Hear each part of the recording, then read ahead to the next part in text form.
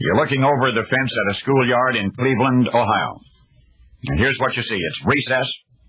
The first grade children are playing together. One youngster stands alone.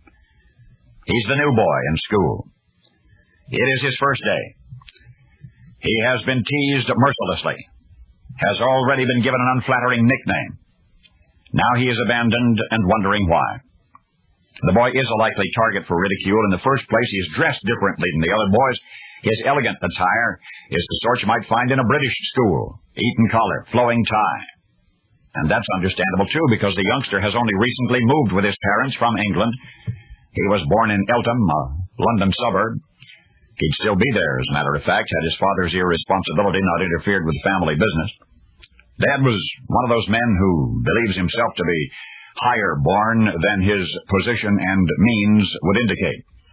Even now, he fancies himself an English gentleman, when in reality is no more in Cleveland than he was in Britain, a fairly talented stonemason, with a penchant for fast horses and slow gin. Of course, it's really too early to tell. Dad seems to have mended many of his ways. This is the family's opportunity for a fresh start, he says. Whatever enthusiasm Dad has, his young son shares little of it. He's the little fellow standing alone in the schoolyard, wearing that fancy English schoolboy suit. The propriety of his manner and pretentiousness of his clothing are misplaced as a coat of arms hanging in a locker room, and yet here he is, on his first day of school, saddled with the image. His British propriety is also responsible for the nickname which his schoolmates have given him. In an old-world academic environment, you see, it's quite correct to introduce oneself by reciting one's last name first. And that's just what the new boy has done.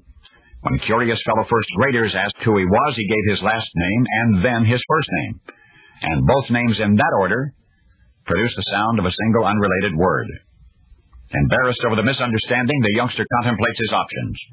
Maybe his parents could send him to a different school, or perhaps right then and there, to undo what's already been done, he could change his name. Now, as I say, he'd spent his earliest years in England, and there it was quite acceptable.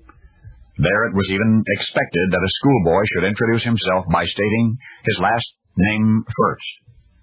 But unfortunately, for this youngster, his first and last name, in reverse order, sounded together very much like another English word. And that word had become his nickname. The precepts of psychological animatology state that the names of individuals affect their lives, even their destinies. Well, the destiny of this youngster you've just met was success beyond his imagination. For you see, the lonely little boy's unwanted nickname was Hopelessly.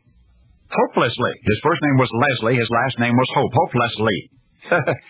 Hopelessly. His new first name, the name he eventually chose for himself, was Robert. You're getting ahead of me, aren't you? Since the day of that significant decision, nobody ever called him anything but Robert, or Bob, Hope.